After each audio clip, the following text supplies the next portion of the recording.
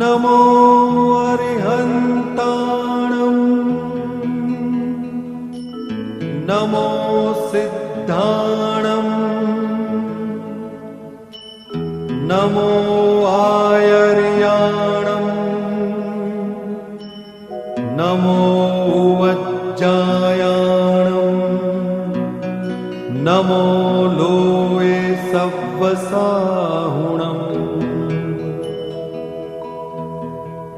एसो पञ्चनमुक्कारो सव्वपावप्पणासनो मङ्गलाणं च सव्वेसिं परमं हवै मङ्गलम्।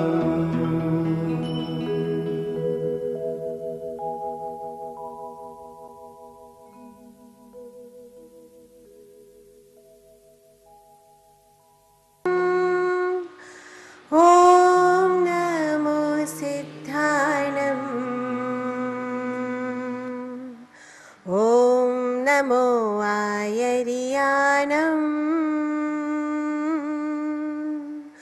ॐ नमो वज्रायाणम् ॐ नमो लोये सव्वसाहुणम्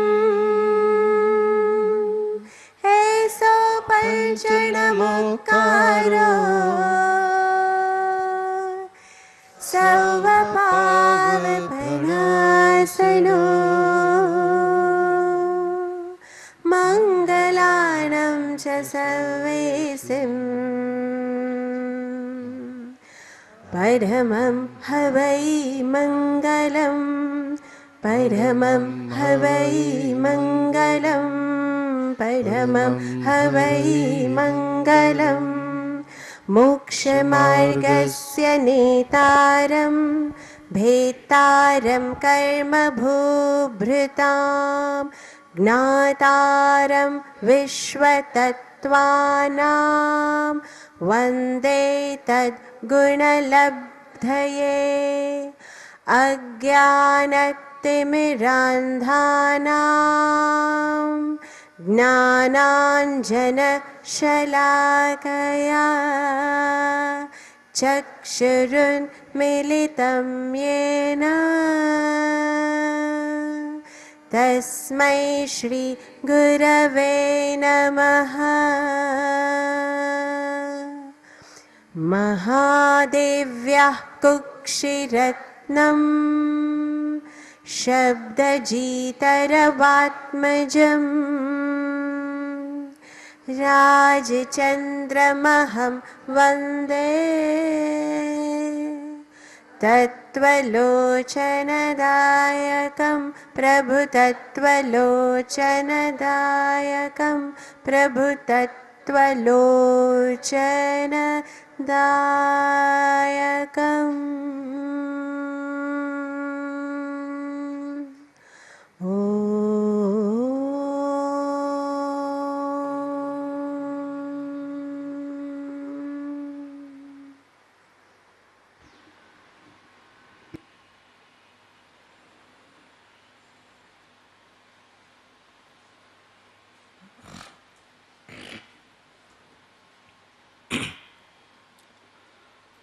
श्रीमद् राजचंद्र वचनामृत पृष्ठ 651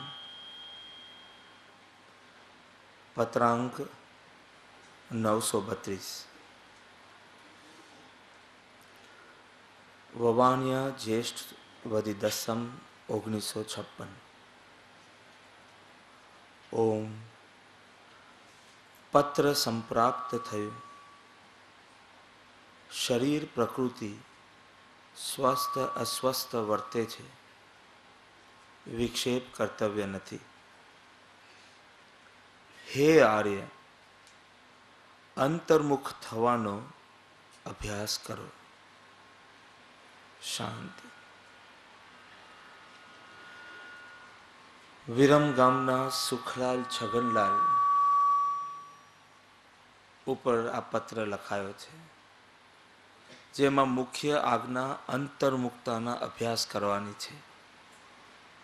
અને મને લાગે છે આ સ્થાન પર આ પત્રનો સ્વાધ્યાય કરવો એ એકદમ પરફેક્ટ છે. બધી જ અનુકૂળતા છે, બધી જ વ્યવસ્થા છે, તો અંતર્મુક્તા ઉપર લક્ષ્ય કરો. અંતર્મુક્તા એટલે આત્માના આનંદમાં રહેવું. અંતર્મુક્તાની કલા એટલે સ્વરૂપમાં રહેવાની કલા. અને આ કલા શીખવી હોય, અંતર્મુખ થવું હોય, તો પહેલાં અંતર્મુક્તા શું છે, તેની વિધિ શું છે, તેનો ક્રમ શું છે, તેની પદ્ધતિ શું છે, તેનું વેરિફિકેશન શું છે, તેનું ફળ શું છે, આ બાબતની સમજણ સાધકમાં હોવી જોઈએ. સ્વનો પરિચય યથાર્થ રીતે મેળવવો હોય તો 3 તત્વનું જ્ઞાન હોવું જોઈએ. એક પાડોશી, બીજું મહેમાન અને ત્રીજું સ્વજન. પાડોશી, મહેમાન. પાડોશી તો બાજુમાં રહે છે, મહેમાન ક્યારેક ક્યારેક ઘરે આવે છે, અને સ્વજન એટલે કે જે સદા ઘરે રહે છે. તમને ખ્યાલ આવી ગયો? પર, પર્યાય અને કુટસ્થ ચૈતન્ય, શુદ્ધ દ્રવ્ય, અપરિણામી તત્વ. પાડોશી પર, પરિણમતા ભાવો, પર્યાય એટલે કે મહેમાન ક્યારેક આવે ને પાછા જાય. 10 વાગે આવે ને 1 વાગે જાય. ગમે તેટલું હર્ષ થાય કે શોક થાય, પણ એ આવ્યા અને જવાના જ, રહેવાના નહીં, સદા રહેતા નથી તેવા. અને ત્રીજું સ્વજન, જે સદા રહે છે તે. આ 3ની સમજણ, ઓળખાણ યથાર્થ થાય તો જ આ અંતર્મુક્તાના પ્રયોગમાં સફળતા મળે. કઈ રીતે સ્વ સુધી પહોંચવું, તેની ક્રમ, તેની વિધિ, તેની પદ્ધતિ સમજવા જેવી છે. આ જીવ ધર્મના નામે બહિરંગ ફેરફારો બહુ કરે છે. વાત અહીંયા અંતર્મુક્તાની છે, અને જ્યાં વાત અંતર્મુક્તાની આવે ત્યાં બહિરંગ ફેરફારોની નિંદા નથી, નિષેધ નથી, પણ મુખ્યતા પણ નથી. અંતર્મુક્તાની વાત આવે એટલે બહાર કાંઈ ન કરવું એમ નથી, પણ બહિરંગ ફેરફારોમાં અટકી ન જવું એ વાત ચોખ્ખી આવે છે. માત્ર વસ્ત્ર બદલવાથી નહીં થાય, માત્ર નિયમો લેવાથી ન થાય, માત્ર દાઢી બાળી રાખવાથી પણ નહીં થાય. એક જણને મેં કીધું કે તમે ત્યાગમાં ઉતર્યા એટલે દાઢી રાખવાનું શરૂ કર્યું, પણ પછી દાઢી બરાબર રાખે છે પાછી, એટલે કે શણગાર હજી ચાલુ છે. મુખ્યતા હતી કે કેશ રોમ અંગે શૃંગાર નહીં, રાખવું ન રાખવું બાબત કંઈ બહુ મહત્વની છે જ નહીં, પણ એને સરખી રીતે રાખવાના પરિણામ તને ન થવા જોઈએ, એવી નિષ્પૃહતા વર્તવી જોઈએ. એને બદલે તું દાઢી બી રાખે, પાછી પરફેક્ટ રાખે, ને પછી તને અંદર અંદર એવો ભાવ થાય હું ત્યાગી. તને સફેદ કપડાં બી પહેરવા હોય, પણ પાછા ઇસ્ત્રી ટાઈટ પહેરવા હોય, ધોળા ધોળા પહેરવા હોય, તો ખરેખર કંઈક અંતરમાં ફેર પડ્યો કે ફેશનમાં ફેર પડ્યો? આવું ન થઈ જાય એમ કેવું છે. અમે પણ ચાતુર્માસમાં વિશેષ નિયમમાં ઉતરતા હોઈએ ત્યારે પછી દાઢી કરતા નથી, રાખીએ છીએ એમ નથી કહેતો, જે થાય છે એમાં કંઈ કરતા નથી એમ. પણ 2 મહિના થાય પછી વચમાં એક વખત પેલું થોડું ટ્રીમિંગ કરાવ્યું, ત્યારે મને વિકલ્પ આવ્યો કે પછી આ રાખવાનું પ્રયોજન શું છે? જો શૃંગાર જ કરવો હોય, જો હેરકટ, જો સારા દેખાવાની હજી વૃત્તિ હોય, તો પછી આ રાખો કે ન રાખો, આ ફેરફારથી કંઈ જ સિદ્ધ થતું નથી. વાત બેસે છે ને, કોઈ ચીજના નિષેધ વિના વાત ચાલે છે. બહિરંગ ફેરફાર તને જે ફેરફારો મદદરૂપ લાગતા હોય એ ભલે તું કરે, પણ એની મુખ્યતા નહીં રહેવી જોઈએ. બહિરંગ ફેરફારમાં અટકી જાય તો નહીં ચાલે. વિધિ નિષેધ આવશે શરૂઆતની ભૂમિકામાં, ડૂઝ એન્ડ ડોન્ટ્સ, આમ કરો આમ ન કરો એમ આવશે. જ્ઞાનીઓ દ્વારા જ અપાયા છે.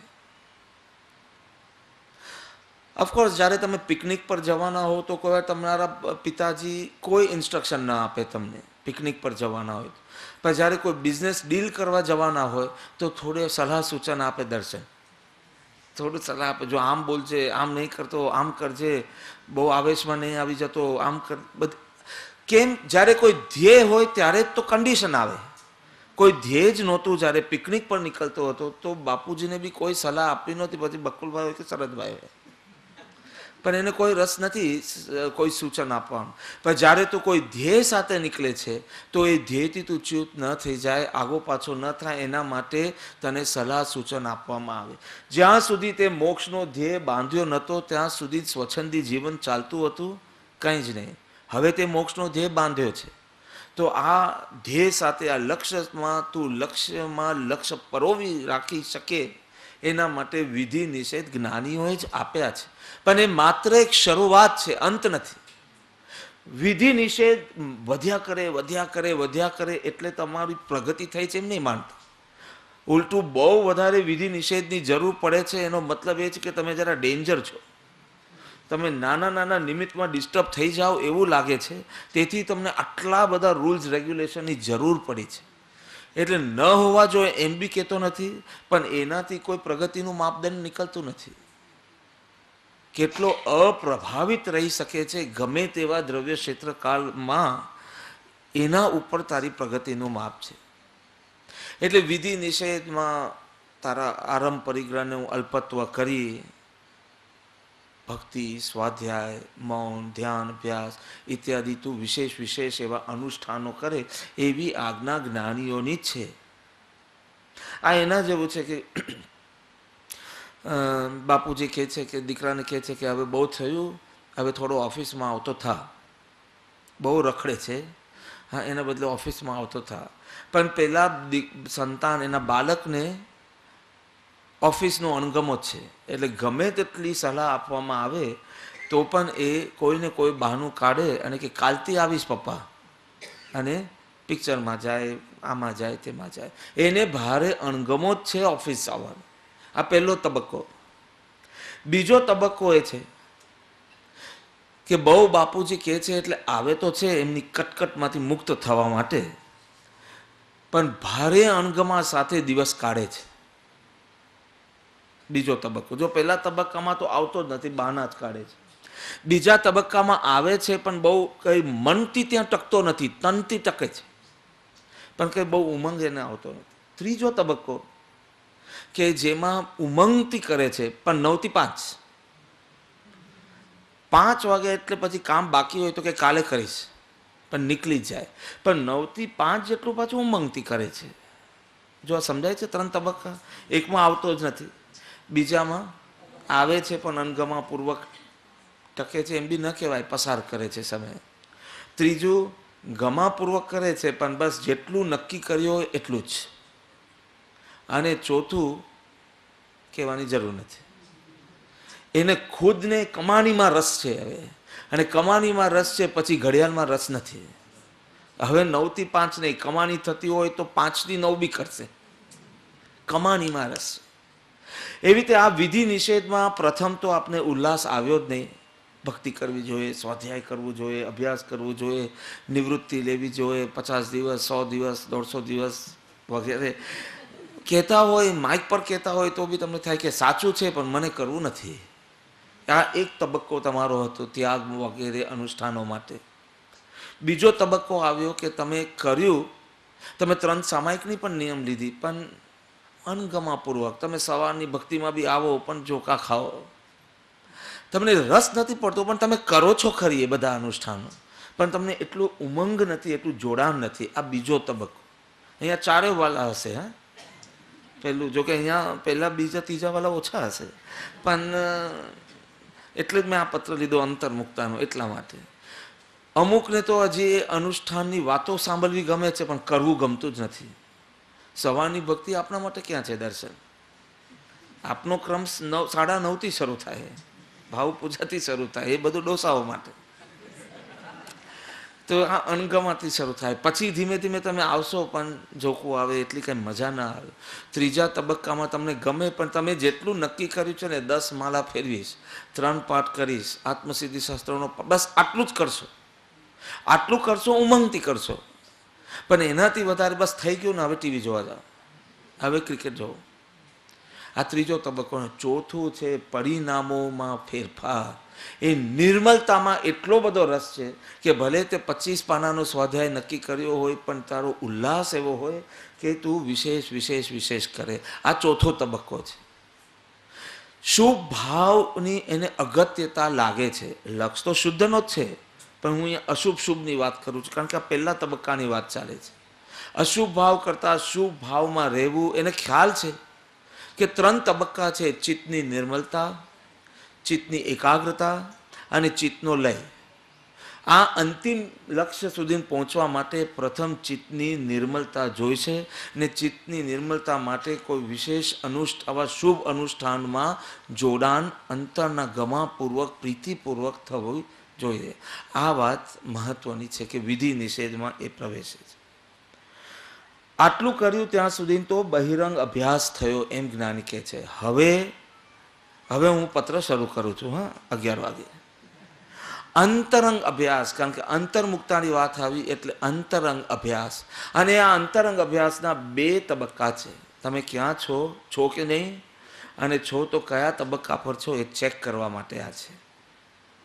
અને આગળની ભૂમિકામાં કઈ રીતે જવાય તેના માટે. 2, એક આત્મનિરીક્ષણ અને બીજું આત્મસ્મરણ. અંતર્મુક્તાના અભ્યાસમાં 2 જ કૂદકા મારવાના છે અરુણભાઈ, 2 જ. એક અનુષ્ઠાન વગેરે ભલે કર્યા, પરફેક્ટલી કર્યા, બહુ સારું છે, પણ એ ઉપરાંત આ થાય છે કે નહીં એ બી ચેક કરતા રહેજો. એક આત્મનિરીક્ષણ અને બીજું આત્મસ્મરણ. આત્મનિરીક્ષણમાં મુખ્યત્વે પરિણામોનું ચેકિંગ થાય છે. પ્રસંગો નથી બોલ્યો હું. આપણે પાછા પ્રસંગમાં અટકી જઈએ તો અડધો દોષ શરદભાઈનો અને અડધો નીતિનભાઈનો એમ થઈ જાય છે. પ્રસંગને યાદ ભલે કરો, પણ પોતાના પરિણામોનું ચેકિંગ કરો. આ હું પ્રતિક્રમણની વાત કરું. પ્રસંગ બની ગયા પછી ધીમે ધીમે તો એવી ભૂમિકા આવશે કે પરિણામ ચાલતા હોય ને ચેકિંગ ચાલતું હોય. આ હું પછીની વાત કરું. આજે સવારના આમ થયું, આ પ્રસંગ. આલ્બમમાંથી ફોટો કાઢો એટલે પ્રસંગનું સ્મરણ કરો.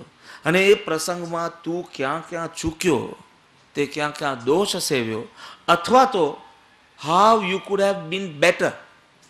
તે કંઈ ખોટું નથી કર્યું, ખરાબ ન બી કર્યું હોય, પણ તું વધારે સારી રીતે પ્રતિભાવ આપી શકતે, એનું ચેકિંગ કરવું. એટલે આત્મનિરીક્ષણની જે ભૂમિકા છે ત્યાં દ્રષ્ટિ બહાર નથી, દ્રષ્ટિ ભીતર છે, પરિણામ ઉપર જાય છે.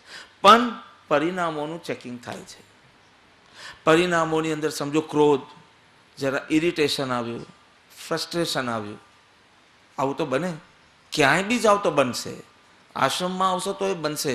આશ્રમના કારણે નહીં, તમારા ભીતરના અહંકારના કારણે. એટલે જ્યાં જશો ત્યાં થશે. કોઈ વાર આવી સ્થિતિમાં મોક્ષે જશો નહીં, પણ આવી સ્થિતિમાં મોક્ષે ગયા તો ત્યાં તકલીફ પડશે. પણ આવી સ્થિતિમાં પહોંચશો નહીં ત્યાં એ વાત અલગ છે. Hypothetical statement. અંદર અહંકાર રાખીને જાય તો તું જ્યાં જશે ત્યાં તો અહીંયા બહાર બેસશે ને ઝાડ નીચે, ઉપરથી ચરકશે. કોણ અહીંયા કોણ હોય તો કબૂતર વધારે, કાગડા વધારે. કબૂતર. અને ત્યાં પાછું થશે, અરે ઘરે બી નિરાત નથી ને આશ્રમમાં એ નિરાત નથી. તારા અંતરમાં ઈગો અને એક્સપેક્ટેશન હશે તો તારી અંદરથી રાગ દ્વેષના પરિણામો નીકળશે. એટલે પહેલું છે આત્મનિરીક્ષણ, ચેકિંગ, પરિણામોનું ચેકિંગ. રાધર પરિણામોની અંદર દોષોનું ચેકિંગ. આ ક્રોધ જાગ્યો, આ સવારના 6 વાગે જે મારી ભાવ દશા હતી તે 9:45 વાગે બી હતી, ચેક. નથી તો કેમ નથી? કયા નિમિત્તોની ઉપસ્થિતિમાં પરિણામોમાં ફેરફાર થયા? હાઈ લેવલ પર ગઈ કે લો લેવલ પર ગઈ?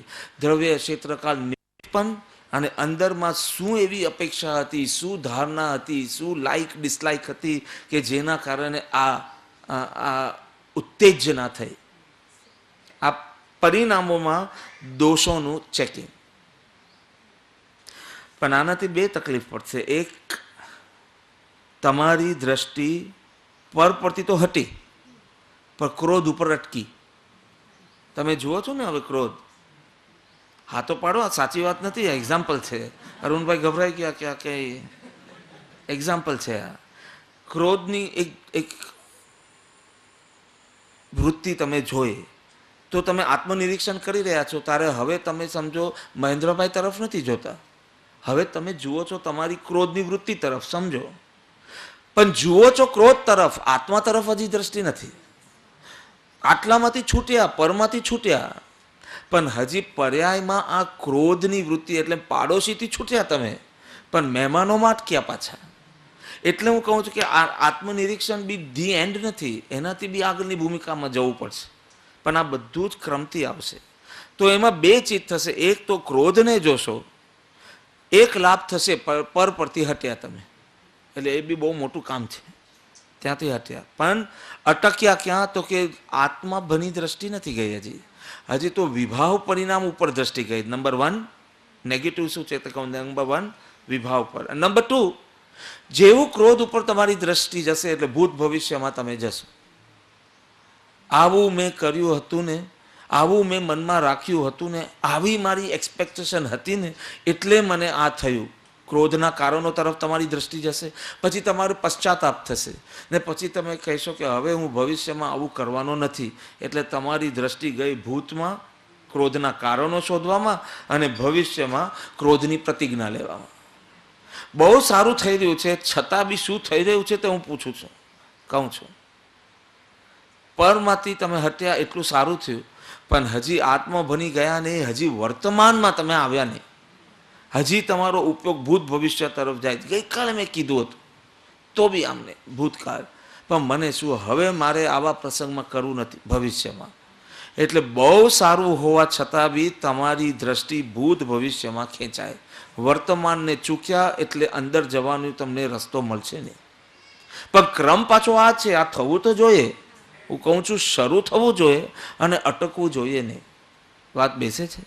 અને બીજું છે આત્મસ્મરણ, એટલે જ્યાં વૃત્તિઓનું માત્ર અવલોકન કરવાનું છે, અથવા તો વૃત્તિના માત્ર દર્શક રહેવાનું છે. નો એનાલિસિસ, વિશ્લેષણ નહીં. આ કેમ ઉત્પન્ન થયું, આનો નાશ કઈ રીતે થાય, એ ભૂમિકા નથી. હવે દર્શકની ભૂમિકા. જ્યાં ક્રોધ આવ્યો છે તે તમે જુઓ છો, ક્રોધ જાય છે તેને પણ જુઓ છો. આ બે ભૂમિકાને હું સંક્ષેપમાં થોડું કહેવા માંગુ છું. તો પછી આગળ નિર્વિકલ્પતા તરફ કઈ રીતે પહોંચાય, કારણ કે આ સ્થાનમાં આવ્યા પછી આ અભ્યાસ જોરદાર ચાલવો જોઈએ. મુંબઈ રહીને તમે બધું કર્યું, અનુષ્ઠાનો કરતા હતા, ભક્તિનો ક્રમ કરતા હતા, સ્વાધ્યાય કરતા હતા, જપ કરતા હતા, લેખિત જપ કરતા હતા, અને એ સારું જ છે. પણ અહીંયા આવીને એનાથી એક સ્ટેપ આગળ જાઓ તો આ એકદમ છે ને પેલું જમ્પિંગ બોર્ડ જેવું છે કે સીધું અહીંયાથી કૂદકો મારી શકાય આત્મામાં, આશ્રમમાંથી આત્મામાં. પણ એ લક્ષ્ય હોવો જોઈએ અંતર્મુક્તાનું. આટલું જ. હે આર્ય નહીં, હે કોબાવાસી, અંતર્મુખ થવાનો અભ્યાસ કરો, એટલે કે આત્મવાસી થવાનો અભ્યાસ કરો. મુંબઈવાસીમાંથી કોબાવાસી થયા, હવે કોબાવાસીમાંથી આત્મવાસી થવાની કોશિશ કરો. એના માટે આ કેટલી સુંદર વાત કરી. અંતર્મુક્તાનો અભ્યાસ કરો. બહારનું તો હવે તમારું પરફેક્ટ છે. હવે એલાર્મ મૂક્યા વિના તમે ઉઠી શકો છો, તમારા પગલાં મંદિર તરફ જ જઈ રહ્યા છે, તમે અનુષ્ઠાનમાં પ્રીતિ પણ છે. તમે હવે તમારા મનને સમજાવવું નથી પડતું કે હવે બીજા અનુષ્ઠાન સરળતાથી જાય છે, પણ આટલાથી અટકવાનું નથી. હવે અંતરંગ અભ્યાસ, ને અંતરંગ અભ્યાસમાં પ્રથમ આત્મનિરીક્ષણ અને પછી આત્મસ્મરણ. અને મજાની વાત તો એ છે કે બે વિરોધી દેખાય છે. હું કહું છું આત્મનિરીક્ષણ બી કરવું, અને આત્મનિરીક્ષણમાં આત્મા આવતો નથી, ક્રોધ વગેરે પરિણામો જોવાની વાત આવી. અને બીજી વાત કહું છું કે ક્રોધને માત્ર જોવાનું, એમાં એ સંબંધી કોઈ વિચાર કરવાનો નહીં. તો કે તમે વિરોધી વાત કરી રહ્યા છો. વિરોધી નહીં, 2 તબક્કાની વાત કરું છું. ઔષધ, વિચાર, ધ્યાન. આ જ વાત મેં કરી જુદા શબ્દમાં. વિચારની ભૂમિકામાં આત્મનિરીક્ષણ છે, રાધર દોષનું ચેકિંગ છે, અને ધ્યાનની ભૂમિકામાં આત્મસ્મરણ અર્થાત સાક્ષી ભાવ, દ્રષ્ટા ભાવ, માત્ર દર્શક બનીને રહેવાનું છે. આ 2 છે.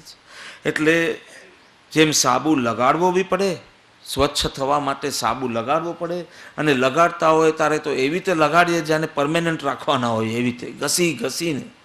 અને પછી જેવો એ તબક્કો પૂરો થાય એટલે તમે ઘસી ઘસીને કાઢી દો. મને ખબર છે, અમે નાના હતા ત્યારે જલ્દી નાહીને નીકળતા, પછી મમ્મી અમને કહેતી કાનમાં સાબુ રહી ગયો પાછા નાવા જાઓ. મેં તો થોડો ભલે ને રહ્યો, બહુ મોંઘો સાબુ છે. ના, લગાડો તો એક અંગમાં લગાડવાની અમને સલાહ આપી હતી. દરેક અંગ પર સાબુ લગાડજો, સ્વચ્છ થવાનું છે. પણ કાઢો ત્યારે સંપૂર્ણપણે કાઢો એમ વાત કરી. ગાડીમાં બેસો તો પૂરેપૂરા બેસો, ને ગાડીમાંથી નીકળો તો પૂરેપૂરા નીકળો. એક પગ ગાડીમાં ને એક પગ બહાર રાખો છો તો શું થશે? એટલે આ આત્મનિરીક્ષણની ભૂમિકા. આ જો આ જાણે માં દીકરીને કહે છે સૂઈ જા સૂઈ જા સૂઈ જા, અને પછી કે બેટા સૂઈ ગઈ. પ્રામાણિક એને બનવાનું છે, એને સાચું કહેવાનું. તો કે ના મમ્મી, અથવા તો કે હા મમ્મી. ના કે હા પણ જવાબ આપે. જવાબ આપે ત્યાં જ માં સમજી જાય છે કે આ સૂતી નથી. અને સડનલી એક ભૂમિકા એવી આવે છે કે અપ્રામાણિક થઈ જાય છે. એને પૂછે છે કે તું સૂઈ ગઈ બેટા, જવાબ જ નથી આપતી. બોલો એ પ્રામાણિક રહે કે અપ્રામાણિક રહે? ના, હવે ભૂમિકા બદલાઈ ગઈ છે, હવે ઊંઘી ગઈ છે, તો જવાબ ન આપવું એ જ ભક્તિ છે. જો તમે કહેશો કે હવે આમ નહીં કરવાનું, હવે દોષોને નહીં જોવાનું, ના, દોષોને પકડવાની એક ભૂમિકા હતી, અને હવે દોષોને માત્ર જોવાની આ બીજી ભૂમિકા છે. આ વિરોધી વાત નથી, આ અત્યંત સ્વાભાવિક. જેમ જેમ પ્રગતિ થશે તેમ ઓટોમેટિકલી આવું પરિવર્તન આવશે, આવું રૂપાંતરણ આવશે. એ વાતની નોંધ કરવા જેવી છે કે ક્યારેક પકડવાની ભૂમિકા છે ને ક્યારેક માત્ર દર્શક બનવાની એ ભૂમિકા. એટલે 3 થઈ. એક વિચારહીનતાની અવસ્થા હતી, પછી બીજી સુવિચારની અવસ્થા હતી, અને ત્રીજી નિર્વિચારની અવસ્થા. ડાયરેક્ટ વિચારહીનતામાંથી તમે નિર્વિચાર તરફ નહીં જઈ શકો. તમારે આ સુવિચારની ભૂમિકા પસાર કરવી જ પડશે. સુવિચાર, સદવિચાર એની ભૂમિ જ્યાં પ્રગટે સુવિચાર ના ત્યાં પ્રગટે નિજ જ્ઞાન. અવિચારમાંથી સુવિચાર, સુવિચારમાં અટકી રહેવાથી નહીં, ઔષધ, વિચાર, ધ્યાન, અને તેથી વિચારના દર્શક બનીને પણ પછી નિર્વિચારની સ્થિતિમાં પહોંચવા. જ્યોતિર્ભાઈ 2 મિત્રો હતા, અને એક મિત્ર કે ચલો આપણે ફરવા જઈએ. એટલે એક મિત્ર છત્રી લીધી એના હાથમાં, અને પછી બંને જણ વોક પર નીકળ્યા, ફરવા ગયા. ત્યાં વરસાદ પડ્યો. એટલે બીજા મિત્રએ એને કીધું કે છત્રી ખોલ, વરસાદ પડે છે, છત્રી ખોલ. તો કે કાંઈ ફાયદો નથી. તો કે કેમ? તો કે એટલા બધા કાણા છે ને એમાં કે જેથી ખોલવાથી કોઈ ફાયદો નથી. તો કે કાણાવાળી છત્રી છે તો લાવ્યો કેમ? તો કે મેં વિચાર્યું જ નહોતું કે વરસાદ પડશે તો શું થશે. તમે કહેવાય એને મૂર્ખ કહો છો, પણ આવી વિચારહીનતાની ભૂમિકામાં કેટલો સમય આપણે પસાર કર્યો. હું કોણ છું, શું કરવું છે, મારે અહીંયા આશ્રમમાં આવીને શું કરવું છે, કોઈ વાર એનું એ ભાન નહીં હોય. પુણ્યના ધક્કાથી પહોંચી જાઓ તમે. તમારું અહીંયા આવવું પુરુષાર્થ ઓછો અને પુણ્ય વધારે છે, અને તમારું ભીતર જવું એ માત્ર સત્પુરુષાર્થ છે. તમારું સત્સંગમાં આવવું એ પુણ્યોદય છે, ને સત્સંગનું તમારી અંદર જવું એ પુરુષાર્થ છે. એ પુરુષાર્થ કેટલો થયો? તો કે પ્રયોજન હજી તો ધ્યેય નક્કી નથી થયું કે જીવન કઈ રીતે જીવવું, અને એમાં 60% જીવન તો પૂરું થઈ ગયું છે પાછું, અને હજી નક્કી નથી કર્યું કે આ મનુષ્ય અવસરનું મારે શું કરવું છે, એની શું સંભાવના છે, અને શું મારે સાધવું છે. કોઈ એટલી ક્લેરિટી બી. અમે સિંગાપોરમાં હતા, રાતના 1 વાગ્યા સુધી ખાલી આટલો જ સત્સંગ હતો. 2 words only, clarity and consistency. સાતત્ય, કન્સિસ્ટન્સી સાતત્ય, ને ક્લેરિટી એટલે સ્પષ્ટતા. મેં કીધું જ્યાં સુધી ક્લેરિટી નથી ત્યાં સુધી કન્સિસ્ટન્સી આવવાની જ નથી. પ્રમાદ નડવાનો, વિઘ્નો આવવાના, અને તમે અટકવાના. પણ જ્યાં ક્લેરિટી છે, સ્ટ્રેન્થ ઓફ પર્પસ છે, ત્યાં કન્સિસ્ટન્સી ઓટોમેટિક રહેશે. વિઘ્નો આવશે તો પગ નીચેથી ચાલ્યા જશે. તું પ્લેનમાં જશે ને વિઘ્નો બધા જમીન પર હશે. વિઘ્નને ઓલંગીને બી તું આગળ વધશે. પણ ક્લેરિટી જ ન હોય કે મારે મોક્ષનો ધ્યેય જ ન હોય તો કરે રાખો તમે તમારી બધી શુભ પ્રવૃત્તિ, તમને મજૂરી મળશે, તિજોરી નહીં મળે. મજૂરી એટલે શું ખબર? પહેલો દેવલોક, બીજો દેવલોક, ત્રીજો દેવલોક, ચોથો લઈ લો લેવો હોય તો. બહુ બધું કરતા હોય, બ્રહ્મચર્ય પાલતા હોય ને આખો દિવસ જપ લઈ લો. તિજોરી નહીં મળે, આત્માનું સુખ નહીં મળે. મુમુક્ષુતા જોઈશે એના માટે. મોહાશક્તિથી મૂંઝાય. અનુષ્ઠાન ઉપર જોર હોવાના બદલે જે અલ્પ પણ પરિણામ મલિન થાય છે એનું દુઃખ વધારે હોવું જોઈએ. તું સવારથી સાંજ 10 કલાક અનુષ્ઠાન કરતો હોય, કરવું જ જોઈએ, પણ એના કરતા જે 1 સેકન્ડ માટે પરિણામ બગડ્યા ને, ક્રોધે ક્રોધ પૂર્વ તનુ સંયમ ફલતે જાય. પૂર્વ ક્રોધ વર્ષનો સંયમ પર્યાય હોય તે એક ક્રોધના પરિણામમાં બધું ધોવાઈ જાય. તો વિશેષ ધ્યાન શેના ઉપર આપવાનું છે? રાગ દ્વેષના પરિણામના, અહંકાર, ઈર્ષ્યા, ક્રોધ ઇત્યાદિ એની ચોકી બરે. તો પહેલી જે ભૂમિકા છે એમાં છે આત્મનિરીક્ષણ, અને આત્મનિરીક્ષણમાં છે નિજ દોષ દર્શન. હે પ્રભુના પાઠમાં કહીએ છીએ, દીઠા નહીં બાજુવાલાના દોષ તો તરીએ કોણ ઉપાય. એમ બોલો છો. બોલવામાં તો પરફેક્ટ જ બોલો છે, કરવામાં એક્ઝેક્ટ ઓપોઝિટ કરે છે. દીઠા નહીં, ખાલી દોષ લખ્યો હોત ને તો આપણે બરાબર એનો અર્થ એમ કરતે કે દીઠા નહીં બાજુવાલોના દોષ તો તરીએ કોણ ઉપાય. દીઠા નહીં, આ પહેલી ભૂમિકાની વાત ચાલે છે. અંતરંગ અભ્યાસની પહેલી ભૂમિકા જે છે આત્મનિરીક્ષણ. પ્રસંગો બનશે, પ્રસંગોમાં તું પરતંત્ર છે, તારા આધારે નથી. ગમે તે બને, કોઈ પણ કારણે આ સંસારમાં ક્લેશિત થવા યોગ્ય નથી. 460. એટલે તમે કોઈ કારણ આપી નહીં શકો કે આવું માણસ કરે તો પછી તો આપનું છટકે કે નહીં. ના, ગમે તે થાય, ખીલા ઠોકાય તો બી છટકવું ન જોઈએ.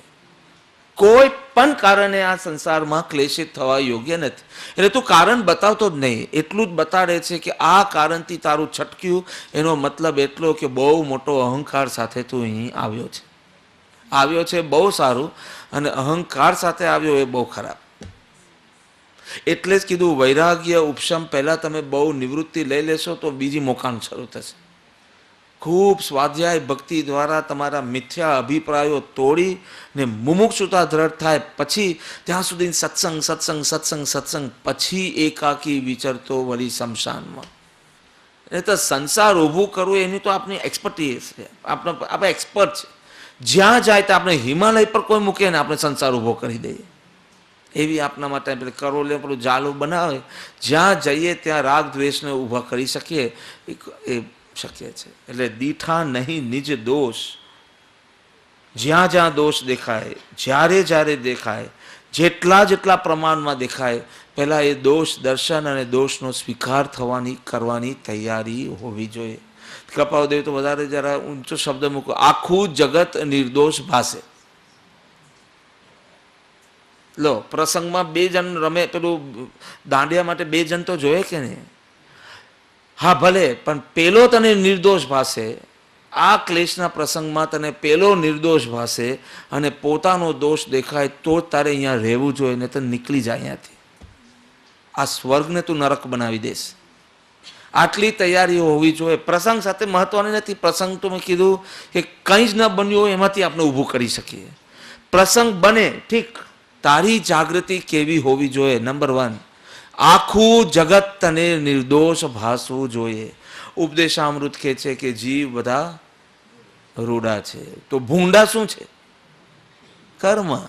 તને પેકિંગ ન દેખાવું જોઈએ, તને પેલું ચોકલેટનું રેપર ન દેખાવું જોઈએ, તને અંદરની ચોકલેટ દેખાવી જોઈએ. રેપર છે. કેલું બી જુઓ ને, તમે કેલું ખરીદવા જાઓ ને તારે ખાલી એની છાલ જોઈને કેલા નથી લઈ આવતા. કલિંગર જુઓ, કેરી જુઓ, તો બી તમે કંઈક તમારી દ્રષ્ટિ અંદરના માલ ઉપર છે. મને તો કેરી સિલેક્ટ કરતા આવડતી નથી, મારા ભાઈને બહુ સરસ આવડે છે.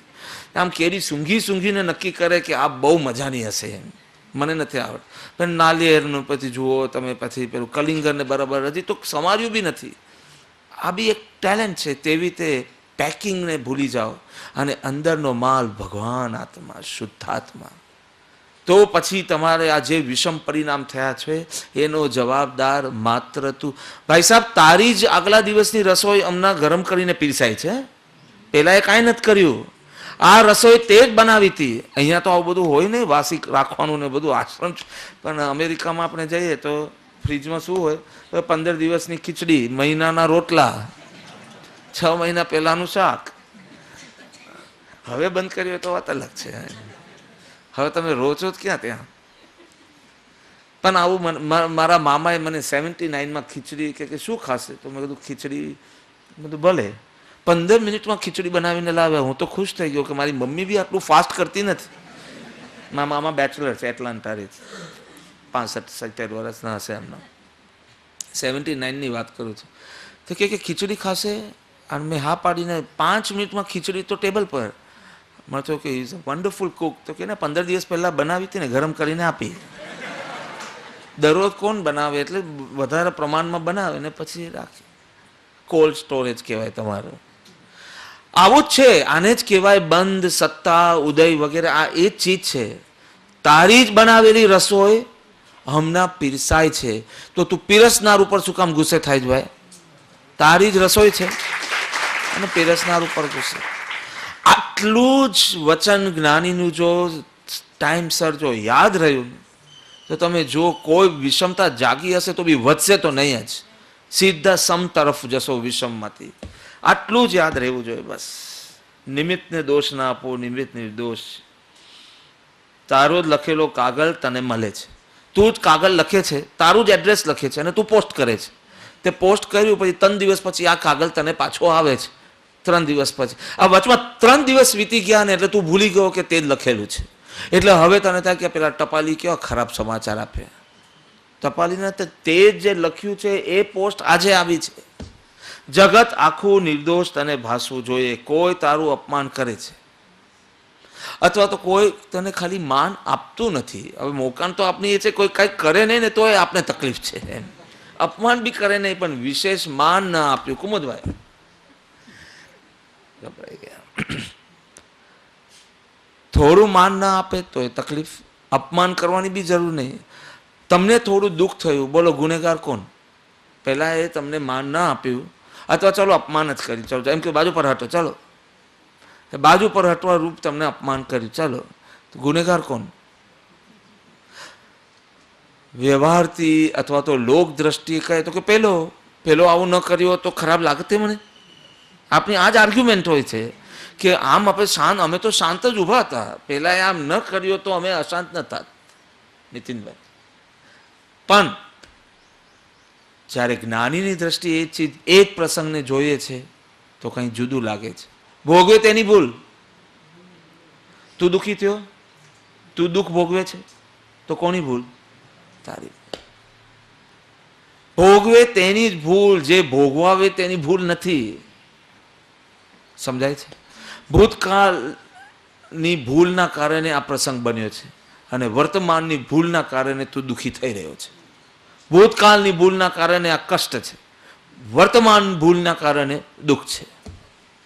બંનેમાં ભોગવે તેની ભૂલ, તારી ભૂલ છે. દોષ દર્શન અને દોષ સ્વીકાર, એ પહેલી ભૂમિકામાં આ વાત આવશે. દોષ દર્શન દેખાવો જોઈએ, નિજ દોષ દર્શન. પાછળ તારો દોષ.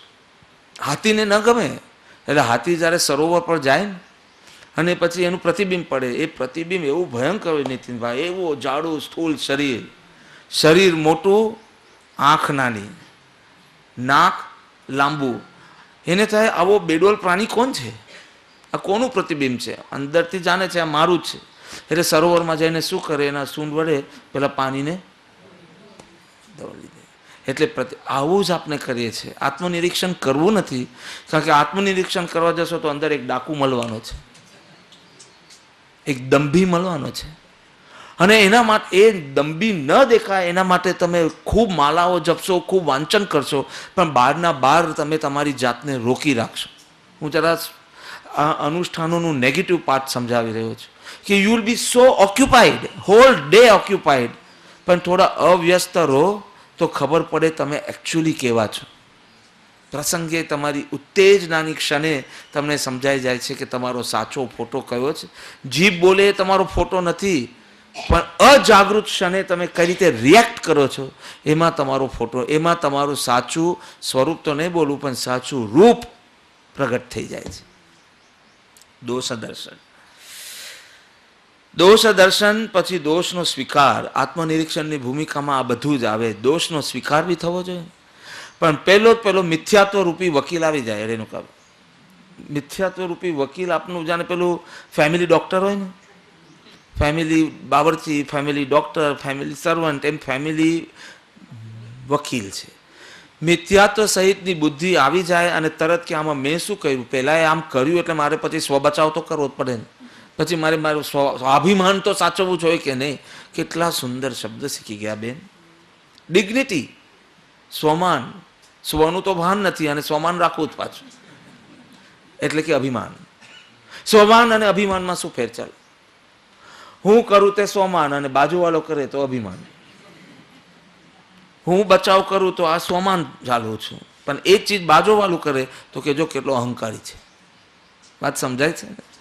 આ અર્થ નથી. હા, હું તો હસતા હસતા કહું છું કે આવું ન હોવું જોઈએ, પણ તમને તમે જુઠ્ઠું બોલશો ને તો કહેશો મજબૂરીથી બોલવું પડ્યું. બિલકુલ હૃદય કંપતું હતું જુઠ્ઠું બોલતા, બિલકુલ ગમતું નહોતું, પણ એવી મજબૂરી હતી કે બોલવું પડ્યું. પણ બાજુવાળું બોલે ને આવું તમારા ગુરુ શીખવાડે છે? અરે કયા ગુરુ આવું શીખવાડે કે જુઠ્ઠા બોલવાના ક્લાસીસ હોય શું? પણ તરત પહેલો આક્ષેપ, આ તમે ધર્મ સમજ્યા છો, તમારા ગુરુ આવું શીખવાડે છે, પણ તમે બોલ્યા તો માફ અને પેલા બોલે તો ગુનેગાર. ડબલ સ્ટેન્ડર્ડ સાથે આપનું દર્શન ચાલે છે. એટલે કીધા દીઠા નહીં નિજ દોષ તો તરીએ કોણ. અરે સૌ સાધન બંધન થયા. તું એમ નહીં બોલ કે હું બહુ પૂજા કરું, બહુ ભક્તિ કરું, બહુ વાંચ, આઈ એમ નોટ ઇન્ટરેસ્ટેડ. તું તારા દોષ જુએ છે કે નહીં? દીઠા. અને દીઠા પછી તને એવું ભાવ જાગ્યો છે કે નહીં કે અધમાધમ અધિક કો પતિત સકલ જગતમાં. હું અધમ નથી, હું ખરાબ નથી, હું દુષ્ટમાં દુષ્ટ છું. આખા જગતમાં મારા જેવો કોઈ નહીં. સદગુરુ મળ્યા, મોક્ષનો લક્ષ્ય બંધાયો, છતાં મારા પરિણામોના કોઈ ઠેકાણા નથી. અધમાધમ અધિકોપતિત. અને પાછો નિરાશામાં ન ચાલ્યો જાય ને એટલે પછી છેલ્લે કીધું પડી પડી તુજ પદ પંકજે, પણ મારો ઉદ્ધાર થશે કારણ કે તું મને મળી ગયો છે.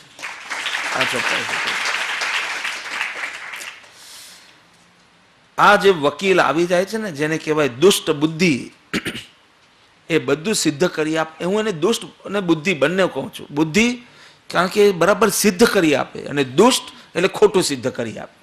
આ દુષ્ટ બુદ્ધિ સિદ્ધ કરી આપશે કે તારો વાંક ખાસ હતો નહીં, 2% જ વાંક હતો, આ બધાનો વાંક હતો આજુબાજુમાં, બીજા 4નો વાંક દેખાડ. અમારા મુલ્લા નસીરુદ્દીનનો ઝઘડો થઈ ગયો મહેન્દ્રભાઈ. હા, રસ્તામાં કોઈની સાથે ઝઘડો થઈ ગયો અને બોલાચાલી થઈ ગઈ, અને બોલાચાલી ખરેખર ઉત્તેજિત થઈ ગયા. તો સામેવાળાએ મુલ્લાને કીધું કે હું એક તમાચો, એક શું મુક્કો મારીશ તો તારા 32 બહાર નીકળશે. મુલ્લા ઓર ઉત્તેજિત થઈ ગયા. મુલ્લાએ કીધું હું એક મારીશ ને 64 બહાર નીકળશે. 32. એટલો ગુસ્સો કે 64. તો મહેન્દ્રભાઈ ત્યાં જ ઊભા હતા. મહેન્દ્રભાઈ એને થયું કે લાવ એને સમજાવું કે 64 હોય જ નહીં કોઈને, તું મારે ગમે તેટલું જોરથી મારે તો બી 64 કેવી રીતે નીકળે બહાર. એને કીધું, પહેલાં શું કીધું કે મને ખબર હતી તમે વચમાં પડવાના છો, એવો લગાવીશ કે આના 32 ને તારા 32 એમ. બોલો, તમને એમ લાગે છે કે આ વિચારીને બોલાયું હશે? This is all after thought. હા, તે વખતે આવો વિચાર હતો જ નહીં, પણ હવે ગુસ્સો નહોતો. મેં તો જે કીધું બરાબર જ કીધું છે. હું ઉત્તેજનામાં મેં મૂર્ખતા નથી કરી એ સિદ્ધ કરવા માટે ઉલટું. મને હંમેશા આશ્ચર્ય થાય, દરેક કન્ટ્રીમાં, દરેક દેશમાં બધી મિનિસ્ટ્રી હોય ને, હોમ મિનિસ્ટ્રી, ફાઇનાન્સ મિનિસ્ટ્રી ઇત્યાદિ આશ્રમોમાં, એમાં એક વળી હોય ડિફેન્સ મિનિસ્ટ્રી. કોઈ બી દેશમાં એટેક મિનિસ્ટ્રી છે જ નહીં. એગ્રેશન માટેની કોઈ મિનિસ્ટ્રી નથી. ડિફેન્સ, બચાવ. તો યુદ્ધ કોણ કરે છે મારો પ્રશ્ન છે. અમેરિકા બી કે અમે તો પહેલાં એ કર્યું એટલે ડિફેન્ડ કરીએ છીએ, પેલો બી આમ કે, તો કરે છે કોણ? આપની દુષ્ટ બુદ્ધિ હંમેશા કોઈ બી પ્રસંગ બને તો અવલોકન સીધું પેલાથી શરૂ કરાવે છે, પોતાથી નહીં. મહેન્દ્રભાઈ આવું કર્યું ને એટલે પછી મારે આમ કરવું પડ્યું, પણ તે કંઈક કર્યું કે જેના કારણે મહેન્દ્રભાઈને આમ કરવું પડ્યું એ તને દેખાતું જ નથી, તું અંધ છો. માએ દીકરાને, બે દીકરા લડતા હતા, મોટો છોકરો નાનો છોકરો, તો માએ પૂછ્યું દીકરાને કે કોને લડાઈ શરૂ કરી? એટલે પહેલા એ કીધું કે મારી થપ્પડનો એને જવાબ આપ્યો ને ત્યારથી લડાઈ શરૂ થઈ. તે થપ્પડ માર્યો તે ગણવાનું જ નહીં, પછી એને જે થપ્પડનો જવાબ આપ્યો ત્યારથી લડાઈ શરૂ થઈ. આપની સ્ટોરી જ સામેવાલાથી સ્ટાર્ટ થાય. તમે જુઓ, કોઈ બી ક્લેશના પ્રસંગમાં તમારે કોઈ ક્લેરિફિકેશન આપવાનું હોય, એને આમ કર્યું એટલે પછી મારે આમ તો કરવું જ પડે ને. તમારી સ્ટોરી તમારાથી સ્ટાર્ટ થતી નથી. હે પ્રભુના પાઠમાં કહે છે, કોઈ બી સ્ટોરીમાં પહેલું મારી જ અપેક્ષાઓ ખોટી હતી ને મારો અહંકાર આમ કેમ તને સૂચતું નથી, તું ચૂક્યો. આત્મનિરીક્ષણની ભૂમિકા છે કે જેમાં દોષોનું ઉઠમણું કરવાને બદલે આપણે ઉપરાનું લઈએ છીએ. એટલે એ બુદ્ધિ જે ઉઠમણું ન કરે, ઉપરાનું લે, તેને હું દુષ્ટ બુદ્ધિ કહું છું. ખોટો વકીલ લઈ લીધો તે. અને જે બુદ્ધિ એમ સમજાવે કે હા પણ તે આવી અપેક્ષા ન રાખી હોત તો કાંઈ થાત નહીં, તે આટલું બધું અહંકાર ન રાખ્યો હોત તો કંઈ ન થાત. અરે ભગવાન મહાવીરને બી કેટલા આદિવાસીઓ કે તું ખરાબ છે, તું નાગો છે, તું આ છે, એવા કેટલા અપશબ્દ બોલાયા, પણ હતા જ નહીં અહંકાર મહાવીરની અંતરમાં, એને કંઈ થયું નહીં. અને તને ખાલી આટલું કર્યું તેમાં તને આટલું બધું દુઃખ લાગી ગયું, તો તું કોના માટે આવ્યો છે, તું શેના માટે આવ્યો? સિંગાપોરમાં મેં એક વ્યક્તિને કીધું કે હું મંદિરે જતો જ નથી, ત્યાંના જૈન સેન્ટરમાં, કે જૈન સેન્ટરમાં જતો નથી. એટલે મેં કીધું કેમ? તો કે એવા લોકો આવે છે ને સાહેબ જૈન સેન્ટરમાં, એ લોકોનું વર્તન તમે જોયું હોય બહાર તો ખબર પડે બધા દંભી છે, ખોટા છે, દંભી છે, ધંધામાં કોઈ ઠેકાના નહીં, બહાર વ્યવહાર. મેં તો બધું કબૂલ, પણ તમે મંદિરમાં શેના માટે જાઓ છો? તમે અરુણભાઈ માટે જાઓ છો કે કૃપાળુદેવ માટે જાઓ છો? મને એક તમે જવા માટે એમ બહાનું આપો છો કે આ બધાના બધું એક્ઝામ્પલ છે બાપુ, આના કારણે મને ત્યાં પગ મૂકવું ગમતું નથી. પણ તું કોના માટે અહીંયા જતો હતો? અરુણભાઈ માટે અહીંયા આવતો હતો કે કૃપાળુદેવ માટે આવતો હતો કે સાહેબજી માટે આવતો હતો? એ ક્લેરિટી કેમ નથી તને? એક જ ક્ષણમાં બહુ રૂડો જીવ હશે તો કે આજથી હું સંકલ્પ કરું છું કે હું દરરોજ મારું એક સામાયિક ત્યાં કરીશ સેન્ટર. રૂડો જીવ હતો, ભલે દોષ સેવાયો પણ કોઈ દોષ બતાવે તો તરત કાઢવામાં બી એવી જ શૂરવીરતા હતી, જેટલી દોષ ઊભા કરવામાં એટલે દોષ કાઢવા. તો પહેલી ભૂમિકા છે આત્મનિરીક્ષણની. જેમ જેમ તમે પરિણામોનું ચેકિંગ કરશો, એમાંથી પકડાતા સ્થૂળ દોષ, સૂક્ષ્મ દોષ, તેમ તેમ તમારી જાગૃતિ વધતી જશે. હું જાગૃતિના બી 3 તબક્કા બતાવી દઉં. પહેલાં એવું છે કે પેલો હાથી આવે છે તમારા ઘરમાં, નુકસાન કરે છે, અને પછી હાથી નીકળી જાય છે, ખાલી એની પૂંછડી બાકી રહે છે, ત્યારે તમને હાથી દેખાય છે. એક ચિત્ર. બીજું ચિત્ર, હાથી ઘરમાં આવે છે અને ઘરની અંદર જ્યારે નુકસાન કરતો હોય છે ત્યારે જ દેખાય છે, એટલે તમે કંઈક કરી શકો, નુકસાન અટકાવી શકો. અને ત્રીજું ચિત્ર કે હાથી આમ આવતો હોય, હજી તો ઘરમાં પ્રવેશ્યો નથી, હજી તો દરવાજા પર છે ને તમને ખબર પડી જાય, તમે દરવાજા જ બંધ કરી શકો. હાથી એટલે કોણ ભાઈ? હા, કયો વિભાગ? કોઈ વિભાગનું નામ આપો ને. શેનું? કોઈ નામ આપો ને, ગભરાવ નહીં, કોઈ બી કસાયનું નામ. હા, ક્રોધની બહુ વાત કરી, માન લઈએ. ચાલો, આ માનરૂપી હાથી આવે છે, નુકસાન કરી દે છે, છેલ્લી પૂંછડી બાકી હોય છે, ત્યારે તમને પશ્ચાતાપ જાગે છે, ત્યારે બધી બુદ્ધિ સ્ફુરે છે, આમ મારે શું કામ કરવાની જરૂર હતી, આમ શું હતું. પણ જેમ જેમ જાગૃતિ વધશે ને, માનના પરિણામ ચાલતા હોય ત્યારે તમારી મુમુક્ષુતા કે આ શું કરી રહ્યો છે તું? આ શું કરી રહ્યો છે? આ 5 માલા જપવાથી આ ધોવાઈ નથી જવાનું. ચાનો ડાઘ પાડે છે તું, આમાં આ લોન્ડ્રીમાં નાખશે તો કોઈ નહીં જાય, એવી સ્થિતિ થઈ હશે. તું અટક. આ હાથી ચાલતો હોય ત્યાં તું જાગૃત થઈ જશે, અને ધીમે ધીમે તો એવી જાગૃતિ આવશે કે આમ સ્લાઇટ ઉથલ પાથલ થાય ને ત્યારથી સાવધાન. પછી પેલો મંત્ર ચાલશે, હું આત્મા છું. તમને તો એમ કે બધું પતી ગયા પછી જ આ મંત્ર બોલવાનું. બેન, એવું છે નિયમ? હા, કે કશાય વખતે આ મંત્ર બોલી શકાય કે ન બોલાય? કે સભા પૂરી થાય પછી જ બોલવાનું, ઉઠવાની તૈયારી કરવાની હોય ત્યારે, પેલું પગ છૂટા કરવા માટે. એના માટે છે આ મંત્ર. અરે માન ચાલતું, અરે હું તો આત્મા છું, મેં કીધું તું હું સૌનો મિત્ર છું, અને આ શું કરી રહ્યો છું હું અત્યારે? આ હાથી પસાર થતો હોય ત્યારે જ સાવધાન થઈ જાય. આ તમારી જાગૃતિ વધી. હજી અજાગૃતિ છે કે આટલો હાથી આવે બી છે, પણ આવતાની સાથે તમને ખબર ને પછી તો એવું થોડી ઉથલ પાથલ થશે. તમને યાદ આવશે કે આગલી વખત આ જ પ્રસંગ બન્યો હતો ત્યારે હું બહુ ઉત્તેજિત થઈ ગયો હતો. તો પહેલાંથી ઓમ શાંતિ કરતો કરતો જ આવશે અહીંયા કે નહીં. ગમે તે બને કશાયનું સ્ફુરન ન થવું જોઈએ મારા આત્મામાં. અને તમે આ ચમત્કાર અનુભવશો તમારા અંતરમાં કે આ જ પ્રસંગમાં વર્ષો પહેલાંનો અરુણ કેવો અને હમણાં કેવો. અને આ જ છે ગુરુની કૃપા.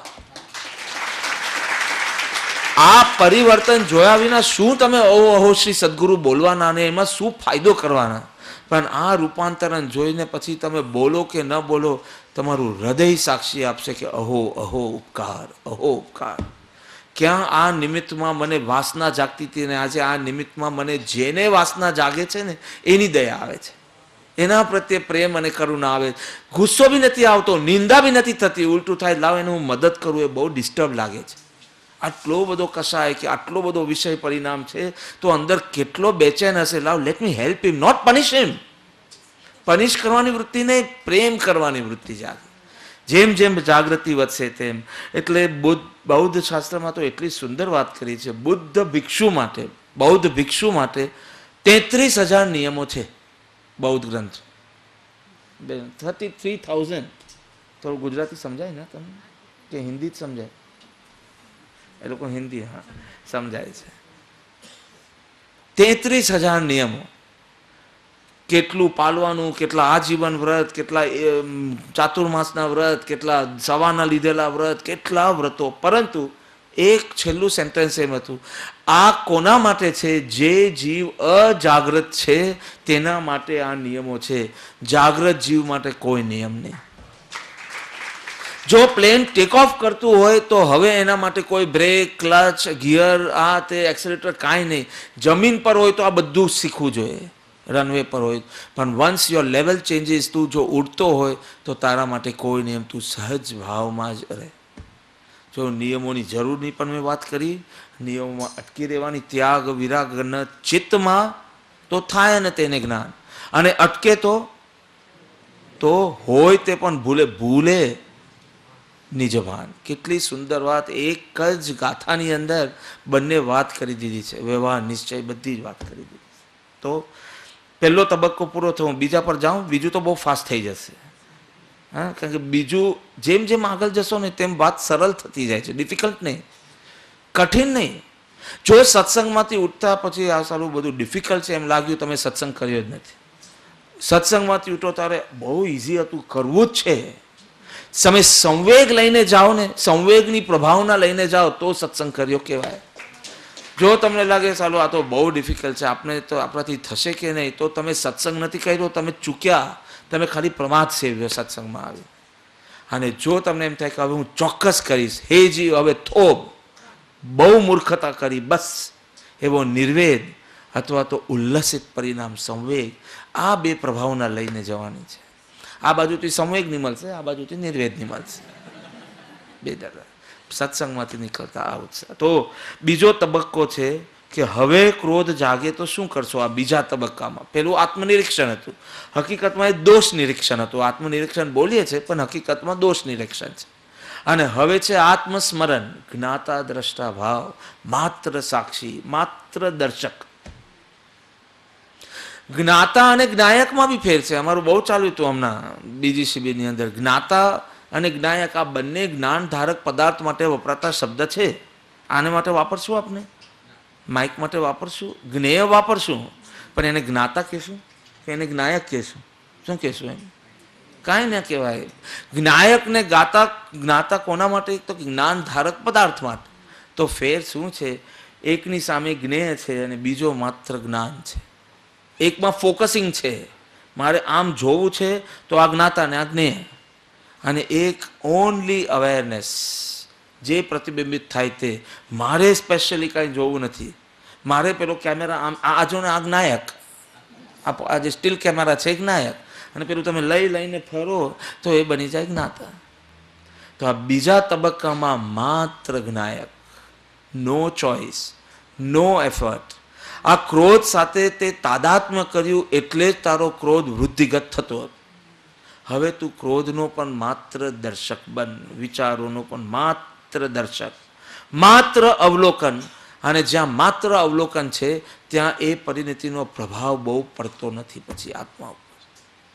પછી એ મહેમાન જલ્દી 2 કલાકમાં ચાલ્યા જાય છે. પછી બહુ ટકતા નથી એ મહેમાન. કારણ કે તમે હવે હું અહીંયા આવું ને તમે કાંઈ ગાઓ નહીં, તમે કાંઈ પેલું શું આ પહેરાવો નહીં, તો પછી મને શું રહેવું ગમે. પછી મને થાય કે અહીંયા કાંઈ મજા તો આવી નહીં, લાવ ચાલ્યો જાઉં એના કરતાં. આવી રીતે જ ફૂટાવાના છે બધાને, મને નહીં. દોષ નહીં. હવે જ્યારે ક્રોધ આવે ને ત્યારે ડરવું નહીં, ડરાવવું નહીં. ડરવું બી નહીં ક્રોધથી. વાસના જાગી, ડરવાનું નહીં. અને વાસનાને બી ડરાવવાનું નહીં. કન્ઝર્વેટિવ થિંકિંગ વાળાના નહીં ફાવે. આટલો ખરાબ વિચાર આવતો તેને અટકાવવાનું નહીં. બેન એને અટકાવવાનું નહીં ખરાબ વિચાર. અરે આ અટકાવીને કર્તૃત્વ જ રહ્યું અને મનને મજબૂત જ કર્યું. ટેમ્પરરી ફાયદો થાય બી ખરો. ક્રોધ આવતો એને તું જાપ કરવા બેઠો તો ટેમ્પરરી ચોક્કસ ફાયદો થશે. પાછા આ મહેમાન આવશે. હવે છૂટાતા, હવે ડિવોર્સની જ વાત કરો, હવે સેટલમેન્ટની વાત જ નહીં કરો. સીધું નોન કોઓપરેશન, ક્વિટ ઇન્ડિયા. બસ વર્ષો સુધી કચકચ. પછી ગાંધીજીને શું સૂઝ્યું 1942માં. હા, અહીંયા ગાંધીવાદ વધારે છે બધા, એટલે બધા 1940માં just get out, get lost. અમારી ભાષામાં, બોમ્બેની ભાષામાં ગેટ લોસ્ટ, ફિનિશ. હવે આજે બીજો પહેલા તબક્કામાં તમે કહેતા હતા કે નહીં આવકારોનો નહીં સેવા જોઈએ, ક્રોધની માત્રા ઘટાડવી જોઈએ, આમ બધું બહુ બધું તમે એનાલિસિસ અને વિચાર અને બધું પ્રત્યાખ્યાન લેતા હતા. હવે નથિંગ ડુઈંગ, જસ્ટ ક્વિટ. સ્વાગત જ નહીં કરો પછી આવશે જ નહીં રાકેશભાઈ. બીજી વાર 27મી આવશે જ નહીં. આ તમે પાછું કર્યું એટલે આવવાનું મન થઈ ગયું મને. આ ક્રોધ માટે તાલી પાડી કે રાકેશભાઈ માટે પાડી? કારણ કે મારું દ્રષ્ટાંત એક્ઝેક્ટ ઓપોઝિટ ચીજ સિદ્ધ કરવા માટે હતું કે તમે કોઈ વાતચીત નહીં કરવાની, ક્રોધ સાથે વાતચીત નહીં કરવાની. અરુણભાઈ, ક્રોધ દેખાય તમને, એની સાથે વાતચીત નહીં કરવાની. આ કેમ ઉત્પન્ન થયો એનું એનાલિસિસ નહીં કરવાનું. હવેથી હું નહીં કરીશ, કોઈ ભવિષ્યનો વિચાર નહીં કરવાનો. આ નિમિત્તથી થયું એનો પણ વિચાર, નથિંગ, ડોન્ટ ટોક, કોઈ વ્યવહાર નહીં. ડિવોર્સ, મૌન, સાયલેન્સ. એને ડરાવવાનું નહીં, એનાથી ડરવાનું નહીં. ભૂલ બી દેખાશે, એનાથી ડરવાનું બી નહીં. નો ચેઝિંગ, નો ચેન્જિંગ, માત્ર non doing, knowing everything, doing nothing. જ્ઞાતા દ્રષ્ટા. ફાવે છે કે નથી ફાવતું સાંભળવું? તમને થાય કે આ પહેલો તબક્કો હતો કેટલું સારું થાત. કાંઈ નહીં કરવાનું. પહેલા તબક્કામાં જો તું આવું કરતે તો એને પ્રમાદ કહેવાય, અને બીજા તબક્કામાં કહેતું કે વિતરાગતાનો અભ્યાસ કહેવાય. પહેલા તબક્કામાં કરવું, ડુઈંગ, બીજા તબક્કામાં નોન ડુઈંગ. પહેલામાં ચોઇસ, બીજામાં ચોઇસલેસ. પહેલામાં એફર્ટ, બીજામાં એફર્ટલેસ. અવેરનેસ વધારતા જવાનું છે. પરફેક્ટ. જ્યાં સુધી મિથ્યા અભિપ્રાયો તૂટ્યા નથી, હજી પર ઉપર દોષોનું આરોપણ કરવાના પરિણામ થાય, આના કારણે હું દુઃખી થયો, ત્યાં સુધી તારે સાક્ષી ભાવનું નોનસેન્સ કરતો નહીં. It is only good words and nothing more. પણ જ્યાં નિજ દોષ ઉપર જ દ્રષ્ટિ જતી હોય, આટલી સોફ્ટ ભૂમિકા હોય, તો હવે સાક્ષી ભાવનો જ અભ્યાસ કરજે. પણ તને તો તારું ભૂલ છે સમજાવતા મને કલાક લાગતો હોય તો હું કહું તું પહેલા તબક્કામાં જ રહેજે. અમારે ત્યાં 2 ભૂમિકાવાળા હોય. એકને દોષો સમજાવવામાં કે આ તમે ભૂલ કરી એટલે આ બધો બકરડો ઊભો થયો, એ સમજાવતા 4 કલાક લાગે. એટલી મંદ બુદ્ધિ કહો તો મંદ બુદ્ધિ, કાં તો મોટો અહંકાર કહો તો મોટો અહંકાર. સમજે જ નહીં કે તમારા, એટલે પછી કહેવાનું કે આ એના માટે આ જ ભૂમિકા, હજી નિજ દોષના દર્શન કરે. પણ ઝટ કોઈ બી પ્રસંગ બને નહીં, મારા આ કરવાથી, મારી આ અપેક્ષાથી જ હું દુઃખી થયો છું, એમ પકડાતું હોય તો now you are ready to go in to the second step. કારણ કે આ તમારો પ્રશ્ન હશે જ કે હું પહેલા તબક્કામાં છું કે બીજામાં. મારે ક્રોધને અટકાવવાનો એનું પ્રાયશ્ચિત લેવાની ભૂમિકામાં છું કે માત્ર સાક્ષી ભાવનો અભ્યાસ. તો કે જ્યાં તારા કોઈ બી પરિણામનો કરતા તને બહાર ન દેખાતો હોય, પર નહીં, બીજે નહીં, તો તું તૈયાર છે. બસ આટલું જ. હું વિચાર નથી, વિચાર મારા નથી, વિચાર સાથે મારો કોઈ સંબંધ નથી. તું ધર્મશાળા છે અને મુસાફર આવે છે અને મુસાફર જાય છે, આવે છે અને જાય છે. હું મુસાફર નથી, મુસાફર સાથે મારો કોઈ એ મારો નથી અને મારે એની સાથે કોઈ સંબંધ નથી, મને એમાં કોઈ રસ નથી, એની સાથે હું કોઈ વ્યવહાર કરવાનો નથી. બસ. હવે કોઈ બી દોષ, કોઈ બી વિચાર આવે, હું અચ્છા તમને પેલું 3 જ બોલવાનું ફાવે તો આ બોલતા જ નથી તમે. હું વિચાર નથી, વિચાર મારા નથી, વિચાર સાથે મારો કોઈ વ્યવહાર નથી, સ્નાન સૂતકનો સંબંધ નથી. બસ કરી જુઓ ને તમે, કોઈ મહેમાન સાથે કરી જુઓ. હમણાં અમિતભાઈ આવશે ને, એને કાંઈ પીરસ, બધું મને પીરસજો બેન, એમાં એની સામે દ્રષ્ટિ બી કરતા નહીં તમે, ઓટોમેટિક જ જશે. એને પછી બહાર ખાવા તો જવું પડશે ને બિચારાને, ઓટોમેટિક. તમે એની સાથે કોઈ વ્યવહાર જ નહીં રાખો. બસ એ ભલે બેઠો હોય બાજુમાં, એને કાંઈ પૂછતા જ નહીં, એની પ્રશંસા બી નહીં કરતા અને એની નિંદા બી નહીં કરતા. નિંદા કરશે ત્યાં સુધી બી એને ગમશે કે એટલીસ્ટ બેને મારી સાથે વાત તો કરી. કંઈ જ નહીં કરો તમે એની સામે, કાંઈ નહીં, ખાલી એને જોયા કરવાનું, જોવાનું અને માત્ર જોવાનું, કંઈ નહીં કરવાનું. અને થશે કે શું મતલબ છે, એના કરતાં સાયલા જાઓ. અમિતભાઈ એમ કહેશે કે ત્યાં કાંઈ કોઈ મારું ધ્યાન તો રાખશે. હું એ જ કહું છું કે તમે દોષો તરફ હવે ખાલી જોતા બી નહીં, તમે દુઃખી બી નહીં થતા અને એને દુઃખી કરતા બી નહીં. તમે માત્ર આમ જોયા કરો, કોઈને ખાલી જોયા કરો ને આમ જ કંટાળી જાય તમારાથી. ચલો હું હવે બોલતો જ નથી, હવે હું જો આમ બી મારે હવે બંધ કરવાનું આવશે. હું ખાલી તમારી સામે જોયા કરું તો તમે બેચેન થવા લાગશો અને માત્ર દ્રષ્ટા ભાવે તમે રહેશો ને. દોષની તમે તો એને પોષણ આપતા હતા, એની સાથે કચકચ કરી, એની સાથે વ્યવહાર કર્યો હતો. પહેલા મિત્રતાનો વ્યવહાર, હવે શત્રુતાનો વ્યવહાર. પહેલા કામ વાસના જાગતી હતી તો મિત્રતાનો વ્યવહાર, અને હવે કામ વાસના આવે તો શત્રુતાનો વ્યવહાર. આ વ્યવહાર તું બંધ કર. ડિવોર્સ. આદત પડી ગઈ છે ને એટલે હજી તમે લડશો, પકડશો, ડરશો, ડરાવશો. આ જૂની આદત છે. જરાક પરિણામ ખરાબ થાય એટલે જૂની આદત શું છે, અટકાવી દે અને ગમે તે બીજું કોઈ પ્રવૃત્તિમાં ગૂંથાઈ જાય, પણ આ પરિણામને, આ જૂની આદત જ તમારી ચાલુ રહેશે. તમને સાક્ષી બનવાની શૂરવીરતા જ જાગતી નથી, હિંમત જ આવતી નથી. તમને થાય કે આ પરિણામ થોડા વધારે ટકી જશે તો હું કેટલો મલિન થઈશ, પણ આટલા વર્ષોથી ને સદીઓથી ને ભવોથી ને કેટલા કાલથી તમે એને રાખી મૂક્યા છે. હવે હિંમત થોડી કરો. દ્રષ્ટા માત્ર, માત્ર દ્રષ્ટા, નો લેબલિંગ, નિષ્પક્ષ. અને જેમ જેમ તમે સાક્ષી રહેતા થશો, જેમ જેમ લેબલિંગ બી તમારું બંધ થઈ જાય. હવે બોલો અમિતભાઈ કેવા છે, તો મને લેવા દેવા જ નથી. તો તમને પત્નીને ક્યાં સુધી સુધારવું હોય ભાઈ? જ્યાં સુધી ડિવોર્સ ન લેવાના હોય તો. જ્યારે તમારો ડિવોર્સ નક્કી થયો કે પરમ દિવસે કોર્ટમાં છેલ્લી સિગ્નેચર છે, હવે તમને બૈરીને બદલવી છે, એનો સ્વભાવ બદલવો, હવે મને શું લેવા દેવા, મારે ડિવોર્સ જ લેવો. હવે હું વિચાર, શુભ અશુભ વિચારને શુભ બી શું કામ કરું, મારે ડિવોર્સ જ લેવા છે. આ બધી મહેનત પહેલા તબક્કામાં બહુ કરી. ડિવોર્સ લેવો હોય ત્યારે તમને લેબલિંગ કરવાની બી જરૂર નથી કે આ સારા વિચાર છે કે ખરાબ વિચાર. તમે એટલા દૂર થઈ ગયા છે કે છે ને અદ્ભુત વાત. અને આટલું સામર્થ્ય તમારામાં આવી ગયું, તમે જીતી ગયા બાજી. હવે તમારા વિકલ્પો સૂકા થવા લાગશે, કારણ કે આસક્તિ, બહુ પોષણ તમારામાંથી મળતું નથી. ઘી બહુ ઉપરથી રેડતા નથી. તમે ભોજનશાળાની વાત મને ખબર નથી, પણ બહુ રેડે નહીં ઘી તો સૂકું સૂકું લાગે, આમ ફાવે નહીં ખાવાનું. તો સૂકું સૂકું લાગવા એટલે તમારા વિકલ્પો સૂકા થવા લાગશે. અને બહુ સૂકા થાય ને તો બે વિકલ્પ વચ્ચે થોડો બ્રેક આવવા લાગશે. જો ફેવિકોલ લગાડ્યું હોય તો ચોંટેલા રહે, પણ જો કોઈ ઓઇલિંગ ન થયું હોય તો લુખ્ખા પછી છૂટા. આ અંતરાલમાં તમે ધીમે ધીમે ભીતર સરકતા જશો. પછી આ અંતરાલ મોટા મોટા અંતરાલ થવા જશે અને એટલો ટાઈમ તમે નિર્વિકલ્પ સમાધિમાં રહેવા લાગશો. આ સામાન્ય કથન છે, પણ આ અંતરાલ પડતો જશે અને આ અંતરાલમાં તમને સ્વરૂપની ઝાંખી થતી જશે. ધ્યાન એટલે શું? સજાગતા, ચેતના નિર્વિષયી બને તેને ધ્યાન અભ્યાસ કીધો છે. આપણો ધ્યાન અભ્યાસ જુઓ કે કોઈ વિષયમાં આપણે એકાગ્ર થઈએ એને ધ્યાન ગણીએ છીએ. પછી એ વિષયમાં સત્પુરુષ હોય, મંત્ર હોય, શ્વાસ હોય. અને ધ્યાન એટલે ચેતનાનું નિર્વિષયી બનવું. કારણ કે ચેતના જો કોઈ વિષય બનાવીને પ્રવર્તશે તો એમાં મન તમારું સ્ટ્રોંગ થશે.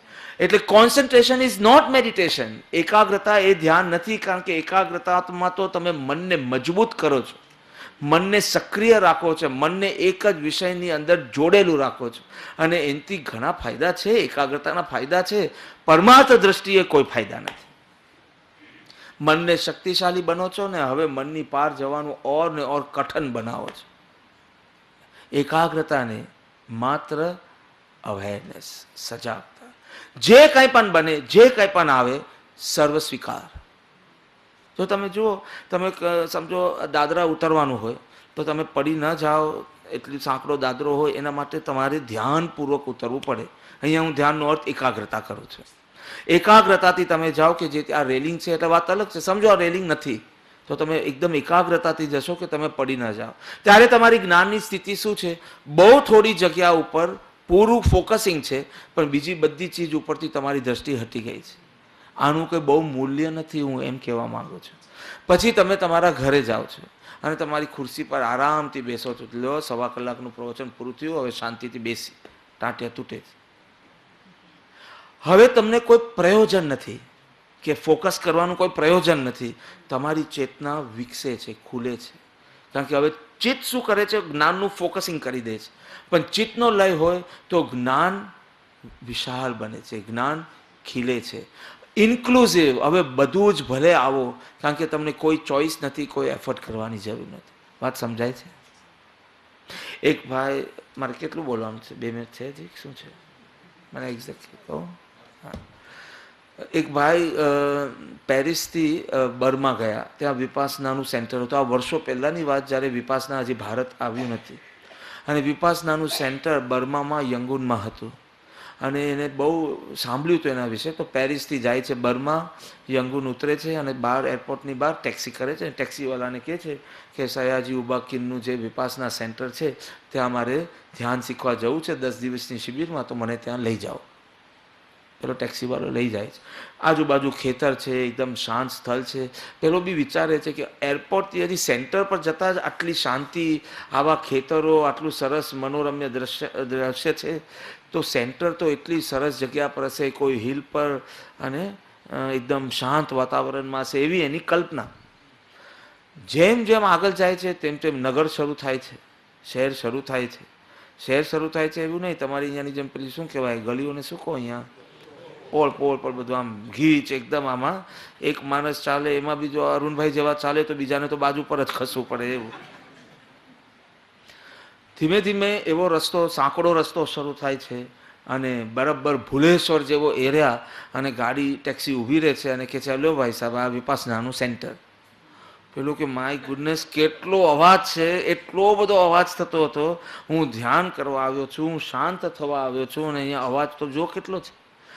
પેલો વિચારે છે કે ચાલો જે છે તે, પછી અંદર જાય છે.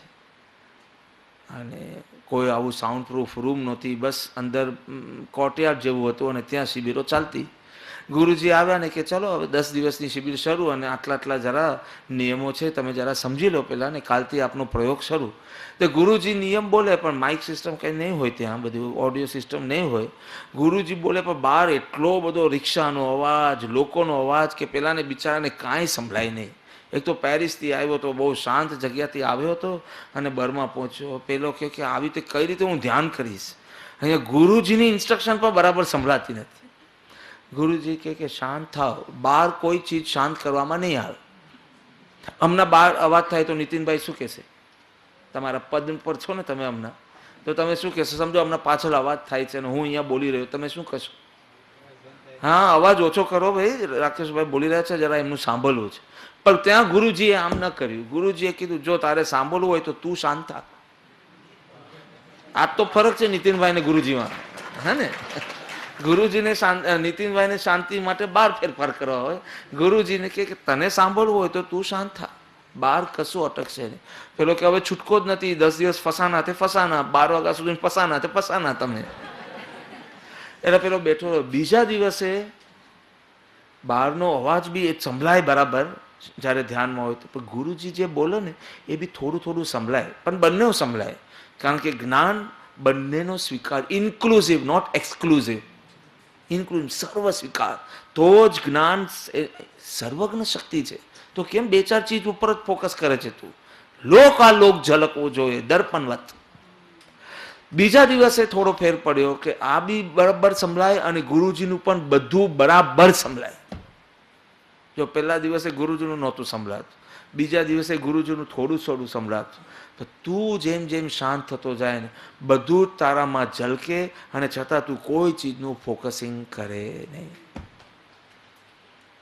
જેમ જેમ દર્શન તમારું સમ્યક થતું જશે તેમ તેમ નિર્દોષતા આવતી જશે, તેમ તેમ આનંદની પણ અનુભૂતિ તમને થયા કરશે.